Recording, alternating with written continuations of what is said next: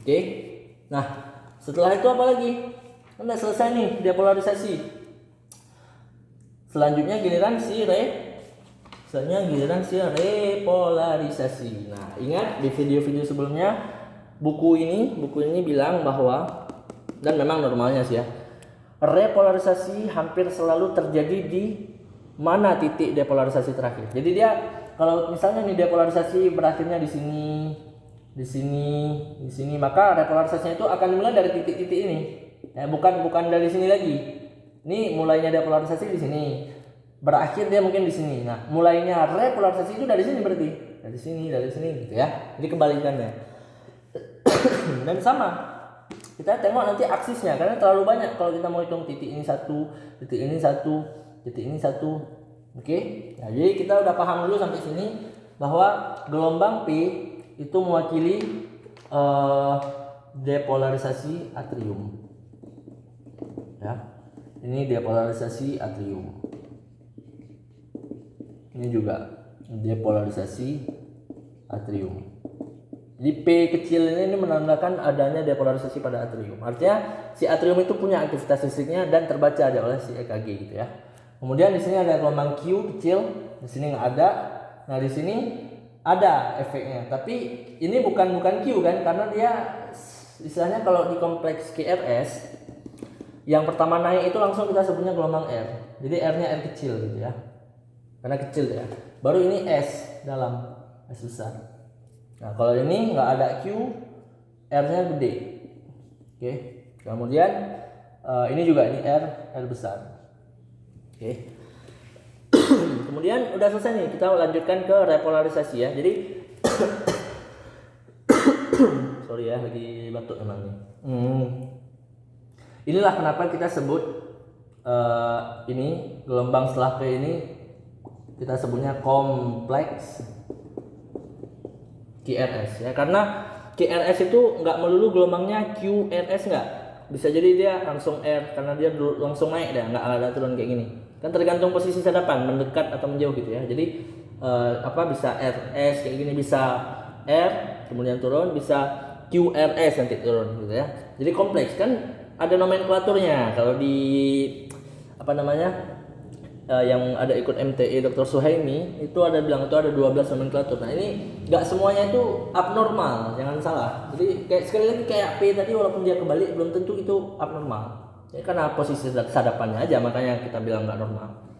Padahal normal kan satu jantung ya, satu jantung tapi beda mata, beda sadapan. Oke. Itulah makanya nanti akan ada penjelasan kenapa sadapan ini nggak cukup satu, dia harus ada lebih gitu, harus banyak supaya semakin akurat gitu ya. Nanti ada penjelasannya. Oke, jadi ini kompleks QRS ini dia melambangkan apa? Kalau P tadi kan depolarisasi atrium tuh. Nah, kalau kompleks QRS dia melambangkan depolarisasi ventricle ya. Depolarisasi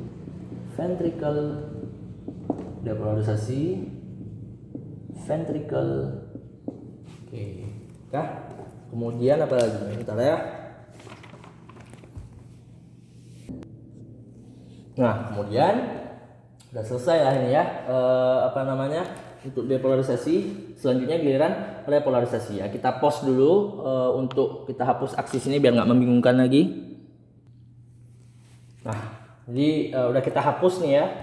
Sekarang giliran tadi repolarisasi. Nah, ketika terjadi repolarisasi, sekali lagi dia akan mulai dari titik-titik ujung tadi. Ya, di mana berakhir depolarisasi, situlah mulai repolarisasi. Oke, jadi anggaplah sekarang ini arus balik. Nah, jadi panahnya sekarang kembali ya. Panahnya tadi kalau tadi kayak gini, sekarang turun gitu ya. Tadi naik, sekarang turun gitu. Nah, kembali dah. Jadi kalau kita gambarkan istilahnya kemari gitu ya sekarang ya. Nah, kembali. Nah, sekali lagi si EKG cuma bisa baca hasil akhirnya. Jadi kebalikan dari yang tadi ya. Tadi kan arah aksis untuk depolarisasi ventrikel gini kan. Panahnya kayak gini gitu. Nah, sekarang kayak gini. Oke. Jadi kalau kita gambarin,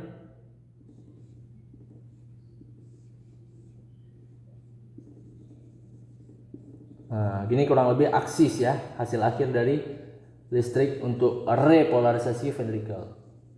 Sekali lagi repolarisasi ventricle. Oke, jadi panahnya kayak gini. Nah, sekarang ingat, ini dia menjauhi ini, ya menjauhi juga yang di bawah. Oke, tapi mendekati yang di atas ini. Oke, sebelumnya setelah depolarisasi aku lupa bilang bahwa ada jeda juga. Jadi ada sempat nggak ada aktivitas listrik. Tujuannya sama, supaya dihabiskan dulu pompa dari ventricle tadi yang kiri ke seluruh tubuh, yang kanan ke paru, sama satu lagi sebenarnya pengisian atrium juga ya dari vena cava superior dan inferior. Oke, jadi makanya ada jeda dulu sebentar.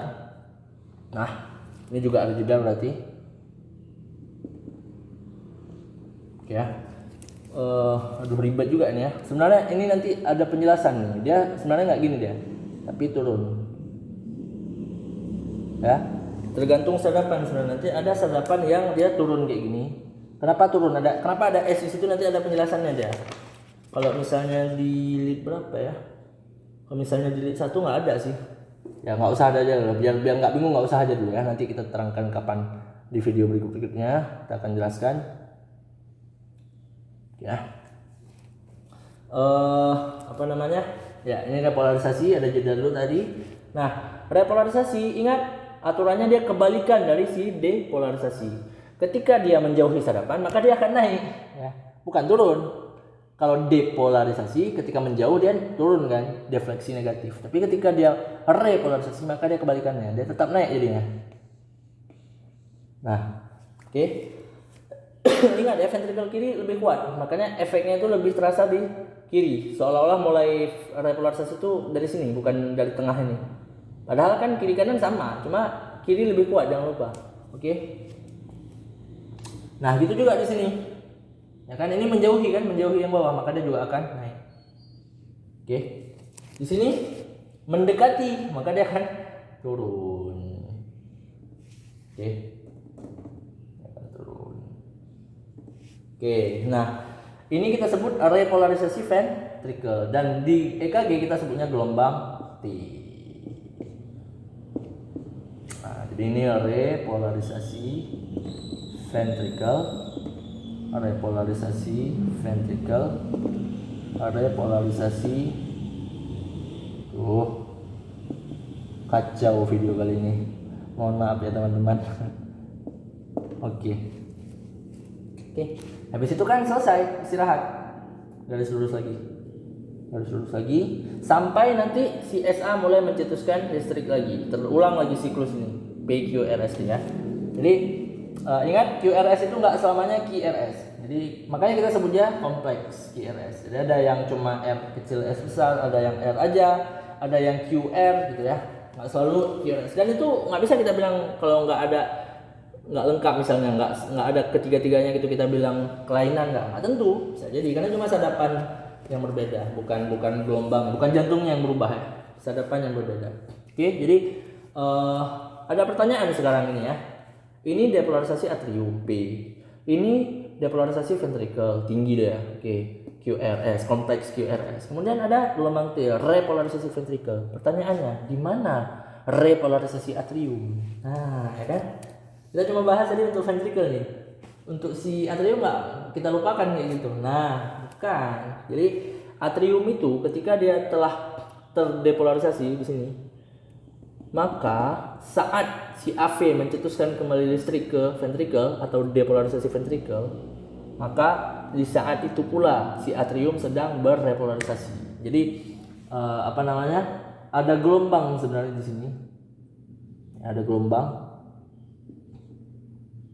Tapi karena dia sekalian kurang lebih ya sama depolarisasinya ventricle, maka gelombang itu tertutup oleh gelombang si depolarisasi ventricle atau kompleks QRS. Nah, itu makanya nggak kelihatan biasanya di EKG.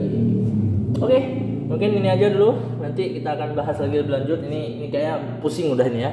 Karena memang sekali lagi ini kita udah mulai masuk betul-betul ke EKG-nya gitu ya. Ini dasar, sangat dasar dan jarang mungkin diterangkan di kampus atau di Mungkin nggak ada ya, seingat aku pas kita dulu di kuliah nggak dijelaskan tentang mendekati menjauhi ini. Cuma diterangkan pokoknya ini QRST udah gitu aja lah, QRST hafal habis ini udah.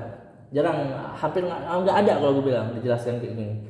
Mungkin ribet tapi ini bakal jadi bahan baku atau dasar kita untuk melihat gelombang-gelombang EKG di berbagai sadapan lainnya. Oke, itu aja. Terima kasih.